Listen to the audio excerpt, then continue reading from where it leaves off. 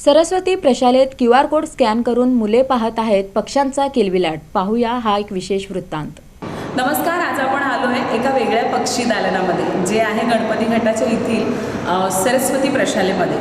विहंगम मंडळ, rotary club Solapur आणि सरस्वती प्रशाला या तिन्ही संस्थांच्या माध्यमातून हा वेगळा उपक्रम या ठिकाणी राबवण्यात येतोय.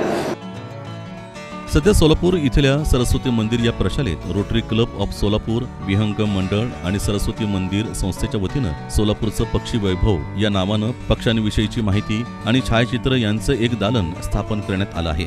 अमेरिकेतील प्रसिद्ध निसर्गप्रेमी आणि पक्षी अभ्यासक कैलासवासी लिओनार्ड स्टटमन यांनी दिलेल्या देणगीमधून या केंद्राची निर्मिती करण्यात आली आहे. त्यामुळे या दालनाला त्यांचं नाव देण्यात आलं आहे.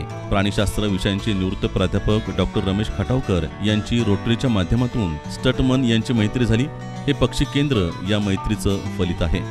या दालनात 120 स्थानिक व स्थलांतरित पक्ष्यांचे फोटो आणि त्यांची माहिती दिली आहे. काही स्थानिक आणि काही स्थलांतरित पक्ष्यांचे आवाज फोटोसोबत QR कोड देऊन ऐकण्याची सोय करण्यात आली आहे.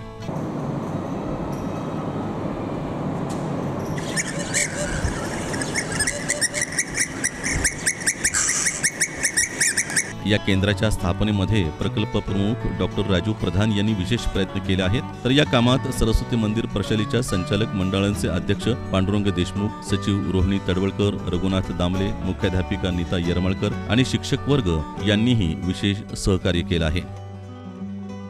शाळेच्या दालनामध्ये तुम्ही पाहू शकता जवळपास 120 विविध पक्ष्यांचे छायाचित्र लावण्यात आले आहे. आणि या पक्ष्यांसोबतच त्यांनी एक अनोखा उपक्रम केला आहे, तो म्हणजे QR कोड स्कॅन करून इथे लावलेले आहे, ते प्रिंट करून, ज्याच्यातून आपण आपल्या लहान बाळांना किंवा आणखीन कोणाला याची आवड असेल पक्ष्यांची तर त्यांना थेट गुगलवर गेल्यानंतर स्कॅनिंग केलं की ताबडतोब पक्षाचा किलबिलाट ऐकायला मिळतो. म्हणजे तो पक्षी कसा आहे, तो कसा दिसतो आणि कशा पद्धतीने तो छान आवाज काढतो, त्याचा किलबिलाट कसा आहे हे त्या ठिकाणी पाहायला मिळणार आहे.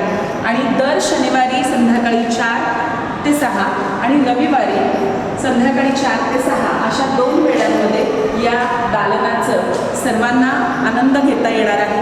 आपल्या चिमुकल्यांना आणून इथे या अनोख्या उपक्रमाचा अनुभव तुम्ही त्यांना द्यायला हवा. ही संधी लहान मुलांना द्यायला हवी.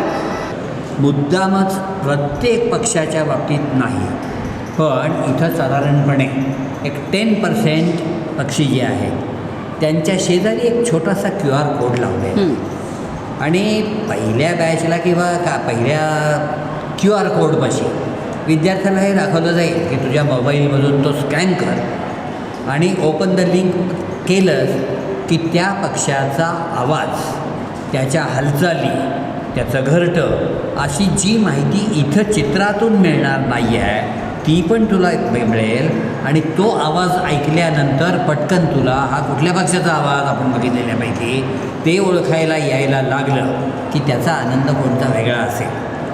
मुळात कल्पना अशी आहे की शाळेमधल्या शिक्षकांनी आपापल्या वर्गातले सिलेक्टेड, एका वेळेला फार मोठी गर्दी करू नये, पण एक 25-30 विद्यार्थ्यांचा गट हा इथं घेऊन यावा आणि त्या विद्यार्थ्यांनी हे सगळं मनसोक्तपणे पाहावं.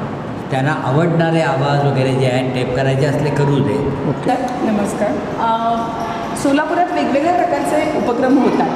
असा अनोखा उपक्रम आपल्या सोलापुरामध्ये पहिल्यांदाच झाला. तर या उपक्रमासाठी शाळेची ही जागा आपण उपलब्ध करून द्यावी, ही कल्पना किंवा ही संकल्पना कशी आली?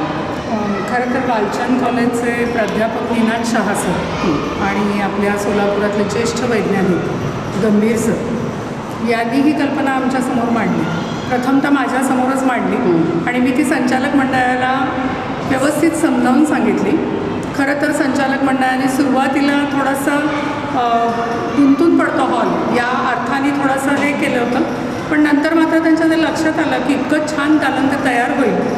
आणि त्यांनी असं सांगितलं की आम्ही हे दालन त्याच्यासाठी, म्हणजे आमचं चित्रकला दालन आहे हे, तर त्याच्यासाठी आम्ही ते दालन द्यायला तयार आहोत. सरांनी माहिती इतकी सुंदर सांगितली की त्यांना हो म्हणण्याशिवाय काही पर्यायच राहिला नाही. असं त्यांनी सांगितलं की 120 प्रकारचे, याच्याही पेक्षा जास्त पक्षी आपल्याकडे येतात, सोलापुरात येतात. कितीतरी लाखो किलोमीटर प्रवास करून आपल्यापर्यंत पोहोचतात. तर या पक्ष्यांना पाहण्यासाठी आपण तिथे गर्दी करतो, पण त्यांचं निवासस्थान त्यावेळेस त्यामुळे मुलं पाहू शकत नाही. पण आमचा असा एक प्रयास आहे की इथे आपण जर चित्र लावली आणि त्यांची काही माहिती सांगितली तर मुलं हे सगळं शोधायला लागतील आणि मुलांमध्ये त्याची आवड निर्माण होईल. खरं तर पक्षी जतन करणं किंवा हे करणं म्हणजे संरक्षण त्यांचं करणं म्हणजे झाडांच्या जवळ मुलांना नेणं, म्हणजे झाडं पहिल्यांदा जतन करा, हा एक छान संदेश या पक्ष्यांच्या या दालनातनं त्यांनी आम्हाला दिला. पाहिलीत ना तंत्रज्ञानाची जादू. थेट स्कॅन केलं की पक्ष्यांचा किलबिलाट. तर नक्कीच या गोष्टीचा आनंद घेण्यासाठी आपल्या चिमुकल्यांना या दालनात घेऊन या. कॅमेरामॅन आदित्य केंगारसह मी अश्विनी तडवळकर, BR न्यूज.